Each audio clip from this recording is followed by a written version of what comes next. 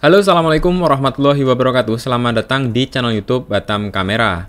Oke, teman-teman, di video kali ini kita akan belajar bagaimana cara menampilkan banyak kamera dalam satu akun zoom atau biasa disebut juga multi view atau multi kamera. Jadi maksudnya nanti kita mau dalam satu akun itu kan ada satu kamera ya, satu akun satu kamera.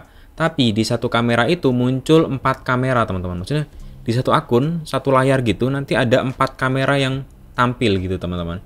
Gimana contohnya, penerapannya seperti apa? Langsung aja kita bahas. Nah, alat yang kita gunakan itu tentunya ada kamera dan juga software. Untuk software di sini kita menggunakan software OBS, software Open Broadcast Software ya. Oke, langsung aja hasil akhirnya itu nanti kira-kira seperti ini. Jadi di sini saya menggunakan aplikasi OBS, kemudian di sebelah kanan ini aplikasi Zoom Meeting. Jadi kita pakai satu laptop. Tapi di satu laptop itu, di satu layar, itu nanti kita bagi sebelah kanan ini untuk Zoom Meeting, di sebelah kiri untuk OBS Studio. Kemudian di sini kita inputkan device-nya, kemudian kita tampilkan layout-nya di sini, lalu dikirimkan ke Zoom Meeting. Oke, skemanya atau alatnya apa aja? Alatnya bisa seperti ini. Nah, ini skemanya kalau misalkan kita menggunakan kamera handycam. Jadi alurnya itu kamera handycam, kabel HDMI video capture, lalu HDMI video capture ini outputnya itu USB, kita sambungkan ke laptop. Nah, ini ada 4 kamera, tergantung kebutuhan kita mau berapa kamera. Nah, keterbatasannya, kekurangannya adalah biasanya kalau kita pakai laptop, port USB di laptop itu terbatas. Secara umum itu jumlah portnya kebanyakan rata-rata itu ada 3 biasanya. Jadi kalau misalkan teman-teman pakai 4 kamera, teman-teman butuh USB hub supaya dari satu port jadi 4 port seperti itu. Nah, selain menggunakan skema seperti ini, bisa juga menggunakan skema yang seperti ini. Bedanya adalah kalau yang ini kita menggunakan webcam, jadi lebih murah, budgetnya lebih hemat gitu ya dibanding tadi kita menggunakan handycam. Jadi webcam, kabel USB langsung sambung ke laptop. Nah, untuk bagian ini penting ya. Kalau misalkan teman-teman pakai webcamnya itu yang branded, misalkan Logitech dengan tipe yang sama, biasanya tidak terdetek, teman-teman. Tapi tergantung tipe ya, cuman pengalaman saya kalau pakai merek-merek yang merek Cina seperti ini malah bisa, teman-teman. Jadi bisa kedetek banyak webcam. Oke, kemudian setelah teman-teman paham skemanya, satu lagi yang dibutuhkan adalah, ini opsional, tapi kalaupun teman-teman bisa ngedesain itu lebih bagus, yaitu desain gambar dengan format PNG. Ini nanti kita gunakan untuk tampilan supaya lebih rapi, teman-teman. Jadi nanti di sini kita masukin kamera 1, di sini kamera 2, kamera 3, kamera 4. Jadi supaya desainnya lebih menarik. Oke, langsung aja kita buka OBS dan Zoom Meeting-nya. Nah, di sini saya udah buka OBS dan Zoom Meeting. Di sini udah saya bagi 2 layar. Cara baginya ini gampang ya, teman-teman. Tinggal buka aja aplikasi Zoom Meeting kayak gini. Kita buka. Kalau misalkan ukurannya langsung full, teman-teman tinggal atur aja dari kayak gini, teman-teman geser-geser aja supaya kebagi jadi 2, atau bisa juga teman-teman klik tombol start yang ada di keyboard atau tombol Windows, terus diklik kanan supaya yang ini pindah ke kanan gitu, teman-teman. Udah pernah saya bikin setiap video tutorial kayak gini, biasanya saya bikinnya kayak gini ya. Saya bikinnya setengah-setengah, satu layar itu untuk setengah layar itu untuk Zoom Meeting, setengah layar untuk OBS. Tapi kalau misalkan teman-teman monitornya itu ada 2, itu lebih bagus. Jadi satu monitor itu untuk OBS, satu monitor untuk Zoom Meeting, supaya lebih luasa.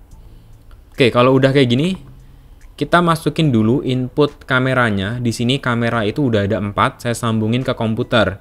Kameranya itu di sini saya pakai webcam. Kalau misalkan teman-teman pakai handycam itu juga bisa. Skemanya itu skema yang pertama tadi. Karena di sini saya pakai webcam, jadi skemanya pakai skema yang nomor 2 tadi. Yang pertama kita masuk ke scene. Nah, di sini kita rename ya supaya lebih enak kita belajarnya. Di sini kita kasih scene multi view. Ini kalau misalkan nggak diubah juga nggak apa-apa. Kita kasih scene namanya multi view, terus di bagian source kita inputkan ke-4 kameranya. Caranya video capture device, kemudian di sini kita masukkan cam 1. Nah, kita kasih nama cam 1. Nah, di sini device-nya kita inputkan webcam-nya ya. Nama webcam yang pertama di sini saya pakai Logitech C922 Pro. Oke, ini udah masuk. Untuk resolusinya kita ubah dulu supaya aspek rasionya bisa pas. Kita set Full HD, oke, kemudian kita okekan. Di sini kita kecilkan dulu ya. Kita kecilin, kemudian kita taruh di sini. Kemudian sekarang kita masukkan webcam yang kedua. Kita kasih nama cam 2. Cam 2. Kita tunggu. Nah, kemudian cam 2 di sini saya pakai HD 2MP. HD 2MP webcam. Oke, ini udah masuk. Kita custom, resolusinya kita pilih Full HD. Oke, kemudian kita okekan, terus kita kecilin lagi. Kita taruh di sebelah kanan. Oke, ini udah masuk 2 kamera ya. Kemudian kita masukin cam ketiga. Cam 3. Cam 3.